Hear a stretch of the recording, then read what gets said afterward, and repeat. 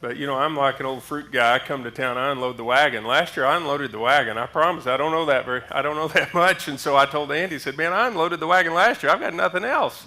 And he said, oh, no, you can do. So anyhow, so we'll do a little bit of review of last year, but then we'll talk about some other things.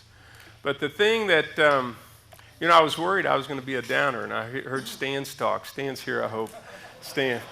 I was like, man, I'm a pick-me-up after Stan's talk. I feel better. I was worried I would depress you. So anyhow, I don't own any cattle, and I'm depressed, and I know everybody here is. Gosh. So anyhow, but we love you, Stan, and we're glad there's a lot of things we have to, it's like taking your kids to the doctor. You got to have some medicine that doesn't taste so good, but you go, okay, well, it's still maybe good for you. So, and I think it's good. I really think it's good with all of as a community of people that share in a common vocation, occupation, to come together and share ideas. I think, with the booze and with the people talking across the table and just, you learn from each other. And if nothing else, man, the gut punch we've all had the last 12 months, 2 years, I don't know, if we're all served up crap sandwiches, it's nice you got your neighbor next to you and maybe they brought a case of ketchup and a big glass of water and we can swallow fast and drink fast and go, okay, we're done with it. So, but we're a tough bunch and y'all are a tough bunch and it's nice the fellowship and, I'm not selling anything. I appreciate the barbecue and but the one thing that I see in my business, trading futures, that I feel like I don't know anything about 95%, 99% of the things you're talking about here. But I know about risk. And risk, if anybody in the commodity business, whether it's oil and gas business, the cattle business, farming business, you got to deal with risk.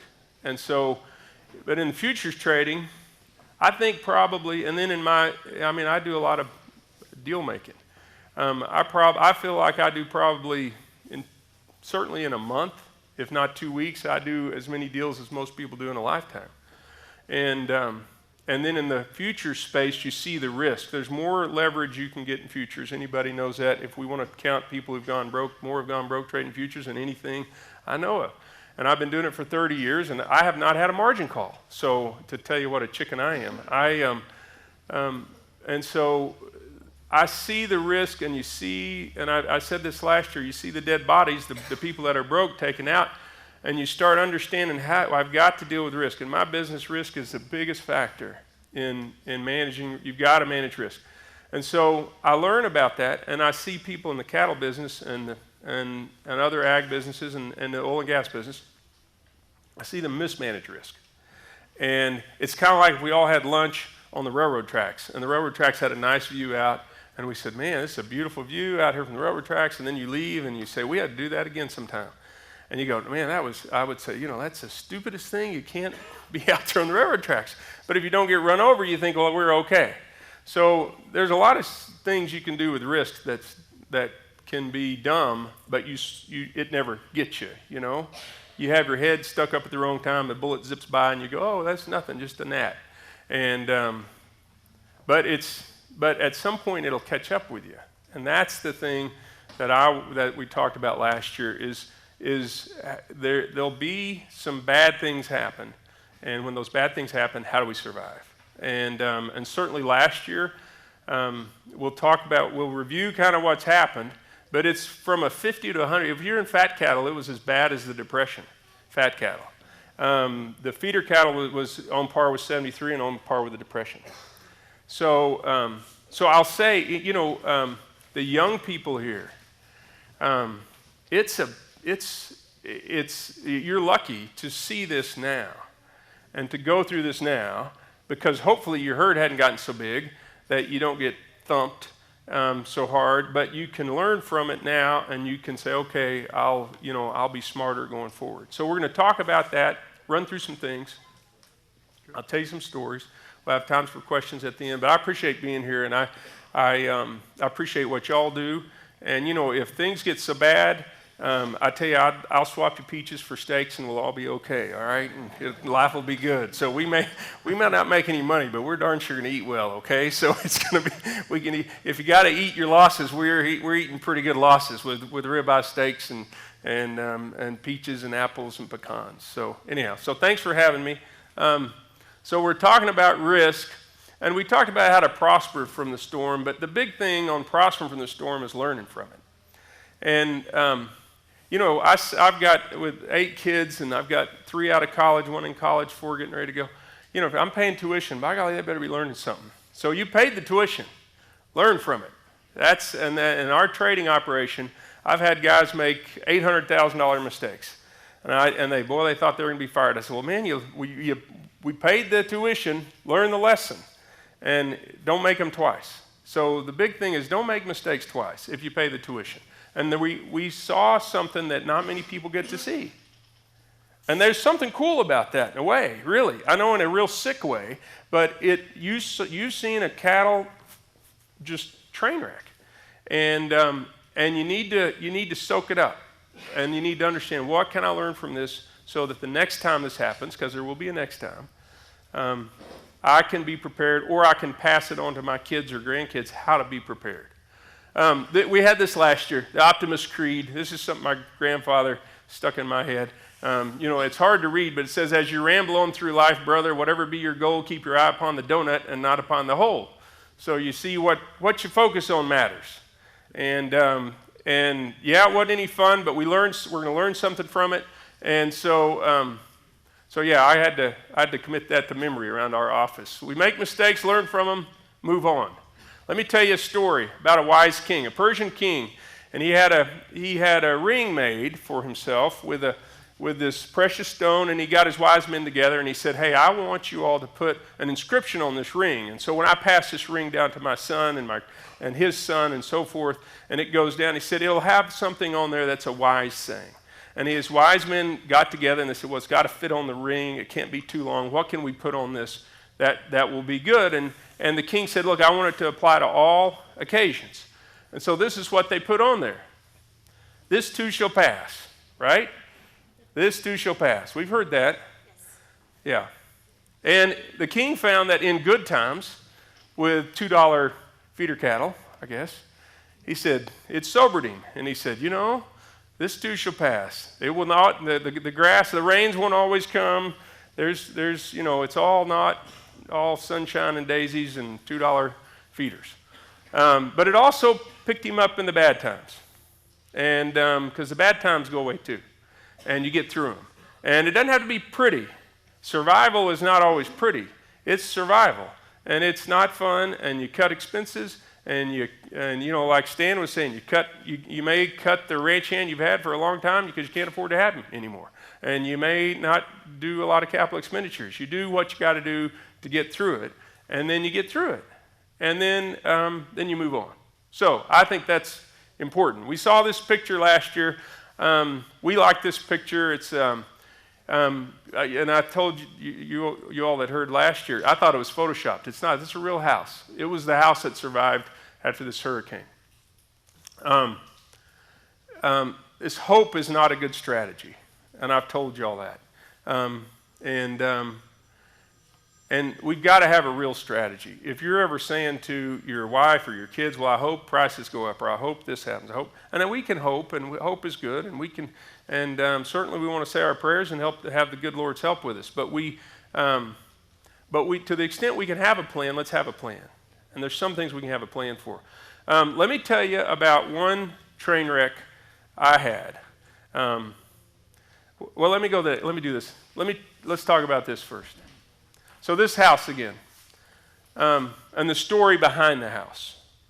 So this Pam and Warren Adams, these people they had lost a house in 2005 to a hurricane.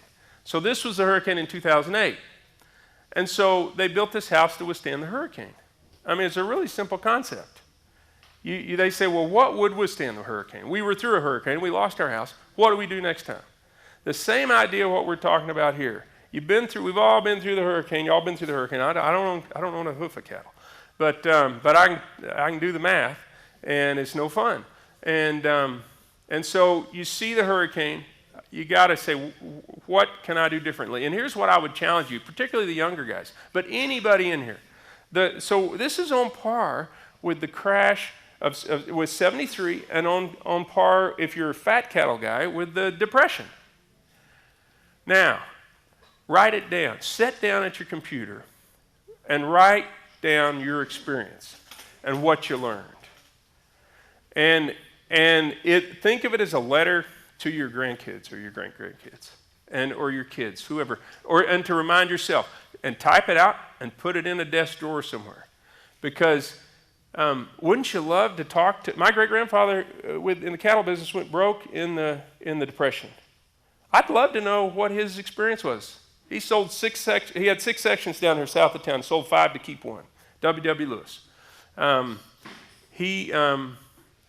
And you'd love to know what did they go through, and you want to write that down. You've been through a tough time, and like in the 70s, you ask people, what was it like in 73? Oh man, it was awful. This and this and this.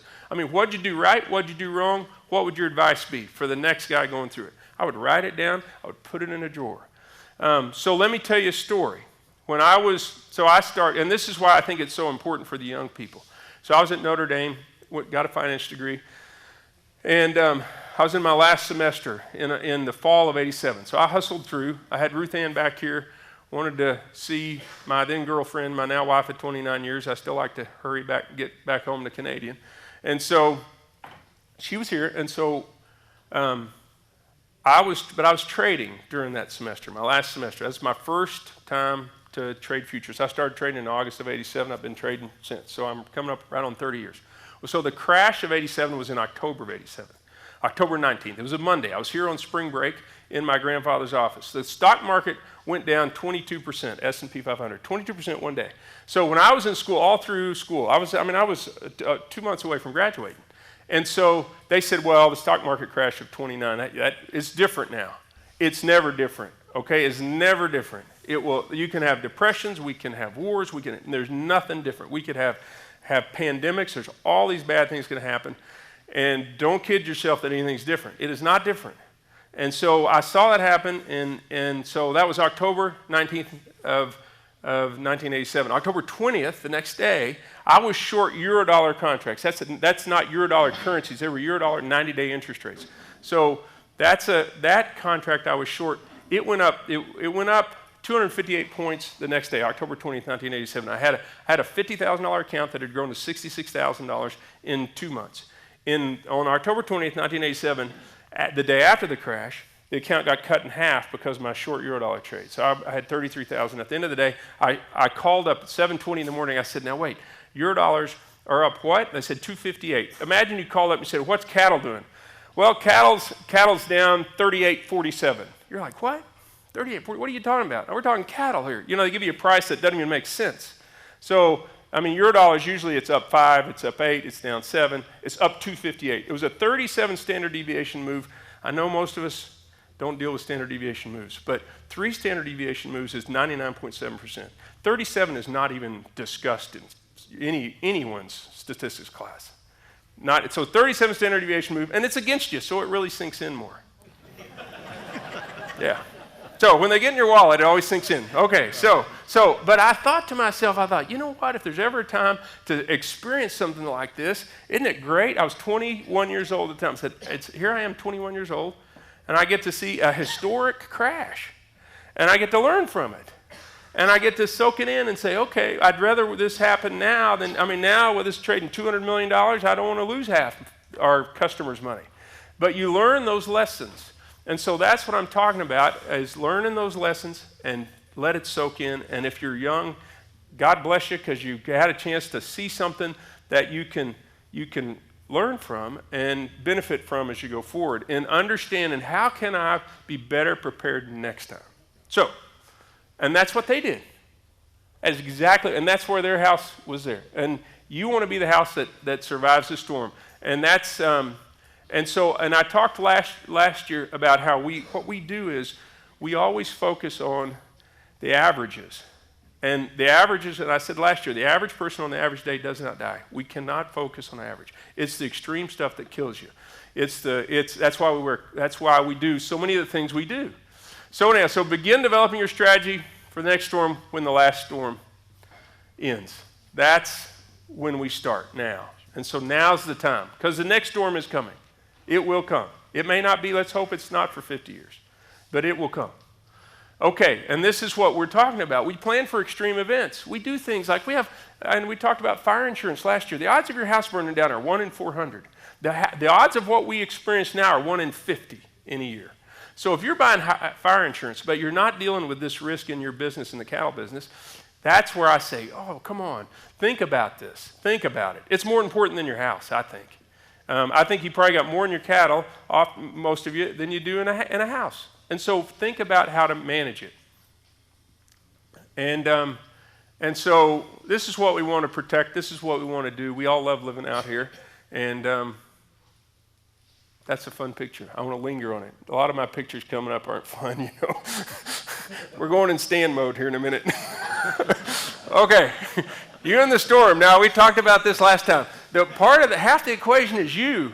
You have to do that self-analysis. You know, we did the test last year where we said, okay, what do you're part of the equation. Because I know, if 1 out of 20 of you did something different last year, I'd be excited. Because I know what happened. You all listen, you go, yeah, that's nice. Okay. And then you go about your business. And I said, but that's the part, the weakest link of this is us. Each of us, me, everybody. We don't want to think about those worst case things. But it's happened. Now, I'll tell you what, let me do the flip side. I think it's a recency effect. I'm not near as down on the cattle business. I'm excited. You tend to figure, whatever the crowd's doing, the crowd's wrong. I learned that in trading. If you're with the crowd, you're wrong. The crowd is depressed. The crowd is really down. The crowd is bummed out. I am not bummed out. I think things are on the upswing. So I think that I would encourage you to look around you anytime. And if everybody's excited, high five, you better be grabbing your wallet and worried. If they're all really down in the dumps, you need to say, maybe now is the time. Because you don't want to think like the crowd. The crowd is going to lose money. That's who I try to make money from, is the crowd. When I trade, the crowd is wrong, and I'd like to do things that are not what the crowd's doing. Okay, so know thyself. Sun Tzu, Art of War. Know your enemy, know yourself. I like that. The storm. This is easy. We saw it, right? So we're going to go through where we were last year. Here's feeder cattle. So last year we were at a 150, now we're 139. We've got to bounce up. In trading they call it a dead cat bounce. I don't want to say that, but now I really think it's a real bounce. I think we've found a bottom. But but they tell you, be careful, it's a dead cat bounce. It's just come back down. So I don't think that's the case. So we're going to look at these four. The four I've circled. Back here on the left is 73. Then we'll look at the last one here. And the scale changes. So you don't appreciate that this is the same as that. So because of the scale. But here's 73, 57% decline in feeders. And here's 93 to 96. That was ugly. About every 20 years, I know we see that, but you see that cycle about every 20 years. This was mad cow disease. So that was ugly. I was long then, by the way. So everybody wants to blame funds for I was on the wrong side with you. I was long cattle too. So that hurt too. And then here lately. And it wasn't as bad. You see, lately was not quite as bad as 73 for feeders. So it's interesting to see kind of where it is. We'll look at fats now. Here's the fats. Fats are higher today than they were last year. I was surprised at that. I didn't think. They really kind of went in the toilet and went harder than the feeders. So, and again, we'll look at these 5 red circles. So the left is 73. And so here's 73 was only 34%. See, they didn't take the big hit that feeders did. We'll look through these, and then here's the live cattle lately, 42.98. This is going way back to 21. And you look, so here's this is interesting with the live cattle. So you've got here 42.86 and 42.98. So fat cattle is on par with the Great Depression. And we all know the feedlot guys, and some here, man, it was a train wreck and really tough. So here, 37 to 38, that's when my great-grandfather went broke. That's when he sold 5 sections to keep one. W.W. Lewis. If you look on a Hemphill County map, there's a survey, W.W. Lewis survey. We don't own that survey. He had to sell that survey, but he got it named after him, W.W. Lewis. That was my Irish great-grandfather. So anyhow, so that's when he went broke. The next one, 51 to 52, that's when my grandfather, Maloof, went broke. Oofy. So he took on contract in 52 in the spring to buy 399 heifers for delivery in the fall. So look at this. But he's the one with the donut creed. Makes me remember all this stuff. So here's this. This is Kansas City Star. You see this guy right here? So his donut was, I got my picture in this Kansas City Star on the front page. I went broke, but I got my picture in the paper. He became a politician. Glenn Hager would be, he ended up going and running for office. So you see, so I'm gonna zoom in on this top part, and then the upper right, and then down here on him. So you see the date. That's October 13th, 1952. This is interesting. Stock run eases. This is framed in my office, in my break room. It's framed to remind us of what can happen. And if you eat lunch in my office, you'll be doing it in the shadow of this. This is him. See, underneath, here's where I take my beating. And so it's funny, he said, I would have lost $6,000 if I'd have taken my loss in Canadian. I went up to Kansas City the day before, I could have taken a $16,000 loss. But instead, he ran him through the cell, and he took a $26,000 loss. So another reason your first loss is your best loss. So if you can ever do that, get it done and eat the sandwich sooner than later. It gets worse with age. So he was excited he got his name in the paper. But basically, now neither one of them declared bankruptcy, but they were broke. They were broke. So let's talk about corn. Here's some rough spots in corn, and we want to do this just to see kind of how bad can it get and what's it look like. And then you look back historically. Corn is awful. Look at the depression, 75%, and then you think you got through it, and 5 years later you get 66%. So we think we're bad. Thank goodness we're not corn farmers. Man, oh man. And if you are a corn farmer, watch out. It can get bad. That's getting run over by a train there. That's awful. Okay, so here's crude oil. Now I participate in the crude oil business, so this is ugly. Last year we were at 41.08. We're a little better. I think crude oil is coming out of it. I think they've been coming out of it the last year. So we'll look through these. This is just since the 80s. There's 4 horrible train wrecks. So thank goodness you're not in the crude oil or the oil business. So So you look at these. It's ugly. So, you're not in the oil business, you're not a corn farmer. That's good news, okay? They got hit worse at times. So, and those are real losses. So, now, interesting fact. I went back and looked on the cattle chart. Cattle, on average, they'll go up 2.7% a year. Now, the sad thing is everything else is going up. It's inflation. Basically, you get inflation. Now, that means every 27 years, the price doubles. So, there'll be $3 fats and there'll be $5 feeders. If we sit around, if we live long enough, we'll see it, I think. And don't we want an average year? Man, let's just take 2.7%. Nice, boring average year. But it's interesting to see that, and you see it over time. So the average doesn't kill you, though. Okay, Abraham Trading. Now, people say, well, you hedge fund guys, you're just always messing up the market. I had someone the other day say, well, you just think no hedge funds, no funds in the market. And so I'll tell you how we did. So, because when I was here last year, I was actually short the feeder cattle a little bit, but it was my 2-week systems. I've got some 2-day systems, 2-week systems, 3-month systems, okay? So I have 49 different systems, all these mathematical models. I'm bad at a lot of things. I'm good at one thing. That's math. So how do we do? So this is how we did. We lost money in feeder cattle. last year. It should have been really for us a good opportunity to make money. When something goes straight one direction, down or up, we tend to make money. We didn't make money in feeder cattle. We made money in the lean hogs. Live cattle aren't even on so we trade 73 different markets. So this is the top 15, bottom 15 for the year. We were only up 1.5% last year. So we had kind of a crummy year last year. Not horrible.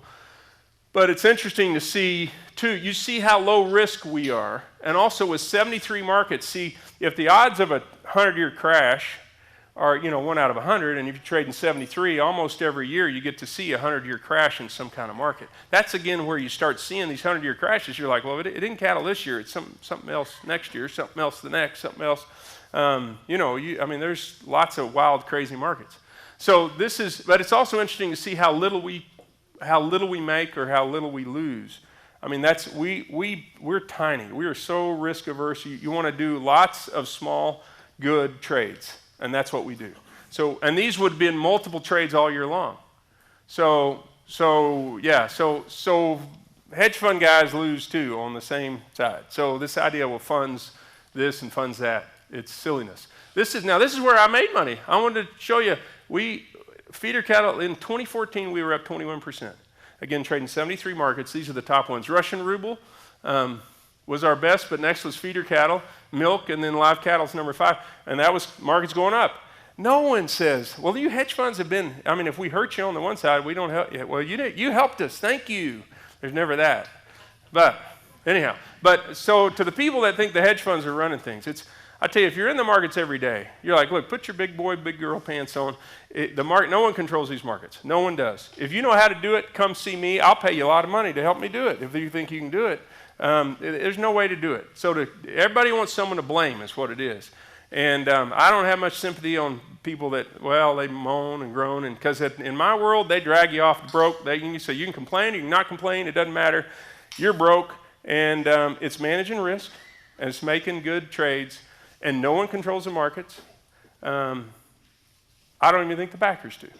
If anybody did, the Packers do. But I don't think they do. I don't think anybody does. And so I think to complain about it is just being whiny. And I'm just saying, get over it. Because no one does control the markets.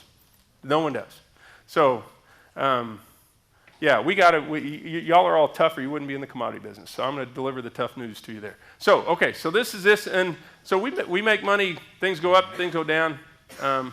Now, this was one we showed last year. And that's all I talked about was fire. But talking about these 50-year storms with extreme death loss, things like that. Drought we've seen. Interest rates. You got to worry about interest rates. We talked about that last year. Everybody loves those variable rates when they're low. And I know the bankers everybody, oh yeah, I want that variable rate, that low thing, but it can go up. And I fix my rates. What little money I borrow, I always get a fixed rate because I know what I got to deal with. You don't want to go to 20% interest rates, that'll break you. 20% rates will. So it can happen again. Don't think, oh no, it can't happen. Okay, fires, we saw this. It's awful, awful, awful. What can we learn? There's a lot of things. You can read them up there, but aren't our volunteer fire department guys, aren't they awesome? Yeah, they are awesome. And our law enforcement, everything, and the county guys, just all the way around. And just heartbreaking in so many ways. But you know what makes me, this is what my number one lesson, and this is the thing that bugs me, is why do we have so stinking many fires? No one asks that question. And that's the question I want y'all to think about. We shouldn't have this many fires. We should not have this many. Now, we're going to have some, but there's a reason. We've had our ranches burn up twice. My 2 brothers are out on the ranch. I'm the guy that has to call the lawyers and say, okay, what's up, what's going on? And I've been in 2 lawsuits suing electric companies. And the number one source, this is what I think. Downed lines. That is it. Now let me tell you why it's a downed line. Because I've paid. I had he used to work for NASA. He was a rocket scientist. We had to pay as an expert witness on a fire on the Payne Ranch, and on why this piece of metal broke. And so you think lawyers are expensive? Hire a rocket scientist. He is really expensive. But he's an interesting guy. Yeah, I learned a lot. It's really expensive, but I learned a lot. So so you see these little hooks that sit there and swing in the wind. And then when the wind loads high, it's when you're going to have these things break. And the bad thing about electric lines is they do not fall on a low wind day. They fall on a high wind day. And if you and those of us that have all been on ranches, we probably started a fire maybe. Something happens, but the odds of it being, and again, I'm an odds guy, the odds of it being on a low wind day or a 50 mile an hour day are pretty low because we don't have that many 50 mile an hour wind days. But when it's a 50 mile an hour wind and that's when your lines are going to drop. And when they drop, it's off to the races. So the lines, I was talking to Boone Pickens. They were calling the Kim Flowers and Boone, and then they're all talking about they had a 60,000 acre fire over there. It's a highline wire. This 300,000 acre fire is a highline wire. I mean, I got out and I got my little plane, flew over. I'm like, I wonder what started. I bet you $10 it's a highline wire. It's highline wires. And I love our lights, and I love the electric company. But they don't give this stuff away. And by golly, it makes me angry that they burn up our country because they don't maintain their lines. I mean, that's the bottom line. And I get it, the ice, I know the ice storms, I know that. But when they try to tell me, it's an act of God, it's not an act of God. It's a normal day. We get 50 mile an hour winds. Yes. Right. Yeah. And so we've been in 2 lawsuits, and everybody, my guy said, well, don't let them know you're litigious. I said, well, I'm kind of litigious when it comes to people burning up our land. It makes me a little angry. And I don't think we should have to take that. I don't think you guys that got burnt up, I don't think that's right. When they don't maintain their lines, and I know they got a lot to cover. I know, and we love them. They're our friends, they're our neighbors and all that.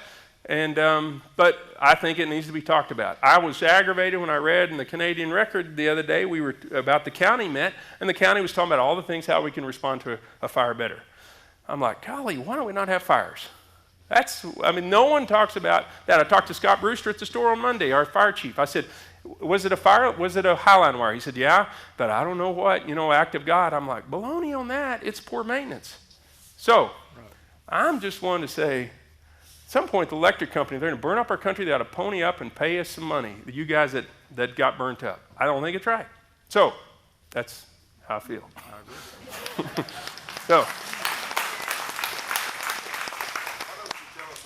Yeah, I know. So, yeah, I don't want to hold him back. Okay, so let's not have fires. I think that's important. Now, there's another side to the fire coin. What's that? What if we start the fire? What if I start a fire? Is that going to take us out of business? You need to think about it. What do you think the 300,000 acre fire, what do you think it's worth? The one of the fires we were in was Cano Petroleum. Cano Petroleum had an electric line that fell, and we sued. And the other one, and it was 4 Sixes was in it. There was a big group. It's the one that's 600,000 acre fire 11 years ago, and stopped here on the Mendota Ranch. And so there was a big group of landowners. So Cano Petroleum was worth about $18 million. There was probably 30 to 40 million in damages. So I think the 300,000 acre fire, if you figure $50 an acre, that's $15 million. You talk about the loss of life, loss of cattle, loss of fences, you're $20, $25 million. So let's say we start that fire. Who can write that check? What I had them do at my office? I said, go check my liability insurance. I want to make sure. I've got a $10 million umbrella liability insurance. I said, I want to up that. I said, we were not going to have a line drop. I don't own any lines. Cano Petroleum owned the line. And that was their problem, and they didn't maintain the line, and it fell, and they went broke. $18 million company. So think about that too. Talk about risks that will take us out of business. That's what I want you all and all of us to think about, because we can survive a lot of things, the average, the ups and downs. We can survive this cattle train wreck, but we've got to be able to, these extreme things. So think about this one. And go through your list of what are the things that could break me, and let's make sure we've got a plan on those. So we need a plan. So, and this is last. I just wanted to talk about advice on doing deals and thoughts on deals and things that I've seen apply to my world on doing deals, but then I think apply on ranching. So you got to know what your edge is. What do you do that's better than everybody else? You got to have an edge. And in my trading world, I've got to have an edge because there's a lot of people doing a lot of things. What's your edge? And if you can't identify your edge, then you got a problem. You got to figure out what am I good at and how am I better than someone else. Identify where you're not good. Where are you stupid? Because once you say, okay, I'm stupid here, like I think we're all stupid on price. I don't know enough about price. I do it for a living. I would not bet on me. I'm 52% right. Then I can make a great living if I can do enough markets. I couldn't make a living just trading cattle or trading one market. I need as many markets as I can. And so all of us are stupid on price. Me too, even though it's my business. And so we've got to know where are we stupid, and then let's not, and there's other places that say, I'm not good at this, or I don't like this, and you identify where you're stupid, and you're no longer stupid. But it's important. Don't follow the crowd. We talked about that. And don't let your emotions control you. When you get in a jam, you get locked up, and you got to take some breaths. You got to get a piece of paper and just sort through, what can I do? How do I survive? What do I do? Because when you're emotional, your emotions are your enemy. Again, I make money off emotional people. That is how I make a living. I count on people being emotional, and they always oblige. And it's not good to be emotional. So I'm telling you, don't be emotional. We talked about that last year. Low risk, high return. People say, well, you can't make money if you don't risk money. I disagree with that. A lot of deals I do, I try to have a lopsided deal. You want to have a lot of upside and limit your downside. If you're going betting a lot, if you're betting big and could lose big, make big, it's not the best deal. And so I think you can find low risk, high return deals, and you focus on the worst case scenario, and you got to get comfortable with it. You say, if the worst case happens, am I okay? And that's what we talked about with the risk. If cattle prices go down 70%, are you okay with that? And not okay, I'm not talking happy, but do you survive? I know none of us are happy, but you've got to be able to say, I can survive 70% down. And it depends on your leverage, mostly. Don't focus on the upside. I've got a new kid out of college. Golly, gee, she's always, well, I could make this. I said, what could you lose? I said, quit telling me, don't lead with what you could make. Lead with what you could lose. Tell me that. And spend 3 times longer on what you could lose than what you might make. So, and never, ever bet the ranch. You do enough bets, you're sure to lose the ranch. And that's what I worry people do when they don't manage their risk is, man, you're betting your ranch. And just like me, my great-grandfather, he got out of ranching. The one that was doing cattle, he quit doing that. And, and there's life beyond the ranching. But we want our kids or grandkids, great-grandkids to be doing this. Don't bet the ranch, ever. Don't ever bet the ranch. I don't think you should ever bet more than 25% of your net worth. If you say more than 25% of my net worth's on the line in this deal, no matter how good it is. I've had deals that I thought were 100% guaranteed and they all made money, but I never bet more than 25%. You just don't. It's not a good idea. Be patient. Now this is what my grandfather taught me. Don't do good deals. No good deals, only great deals. He said, keep your powder dry. And that was good advice. That's some of the best advice. We do too many deals, I think. So wait, be patient, and be ready for the great deals. Because I bet you'll have half a dozen great deals in your lifetime. That's it. But you want to be ready for them. I think now's a great opportunity with things in the toilet. You'd say, boy, if you'd have saved back some money or been ready for a downturn, now's the time to make money in the cattle business, I think. I mean, and you go and you get something going. So, and you're not in the crowd. Debt's like medicine.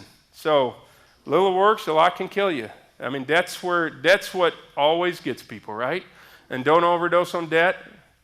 And don't expect our bankers. We love our bankers. Guys back there, we love you. But, yeah, we know they won't stop us. They'll be feeding us the debt, right? And our equity is the banker's margin of safety. By the way, the Happy State Bank sponsoring your speech. Are they? Well, I'm happy they're sponsoring my speech. We love them all. We love our bankers, don't we? But we all know our bankers they're watching their back, and their back is covered with our equity. So remember that. Okay, now this last bunch. World's built in a circle. Play nice, play fair. Be nice to people. Be honest. Help others. And no matter how badly a deal goes, we talked about this, they can't eat you. And man, somehow that's comforting to me trading. I have bad days and I'm like, well, they can't eat me. Man, they can take my money, but they cannot eat me. So I'm okay with that. So anyhow, we all die. Our stuff belongs to somebody else. Don't get attached. Your land, don't worry, it'll belong to someone else someday. So will my land, your land, it's all belonging to somebody else. So let's hope it's someone we like and maybe has our same last name or is related to us. That might be nice. And don't let the worldly deals make you lose focus on eternal deals. So we know who the boss is, right? So anyhow, no matter how good our plans are, they're never perfect. But I think they can be better. And so I wish y'all well with y'all's plans and that you've got a plan for the storm. Andy, I love coming, but really that's all I got. I don't know anything else. Risk management, just think about the extreme stuff and think about how you can manage and take care of the extreme. Think about it the same way you do with your house insurance, with your seatbelt, things like that. And if I were doing a hedge, there's guys around that are doing commodities, and I'm not selling anything. I'm not a commodity broker. I manage money. People invest their money with me, and they don't ask me, what are you doing? It's like, no, I'm going to do what I'm going to do, and they invest their money, and the goal is at the end of the year they got more money than when they started, and that's what I've been doing for 30 years. But I'm not a commodity broker. I took the same tests, but became what's called a commodity trading advisor, commodity pool operator. A lot of these people are what's called introducing brokers. These guys, I don't know who else. But if I were doing a hedge, I'd buy puts about 20% out of the money. I'd buy them, I'd leave them. I wouldn't touch them. Or I'd just do a straight hedge, and I'd walk away. And I told y'all last year, the one time I had a lot of cattle and feed, I hedged everything. And they were calling me so many names about what a big chicken I was. I'm like, I'm not here to risk money. I'm here to make a little bit of money and go down the road. And but there's a lot of smart people that can help you do a hedge. I'd just say do one hedge, stop, and leave it alone. And just like your fire insurance, you buy it, you pay for it, you hope it's wasted money, and you go down the road. So questions? That's it. That's all I got. The wagon's unloaded. I'm like the old fruit guy. All my watermelons are sold, and I'm done. Let's give him a nice round. Yeah. So.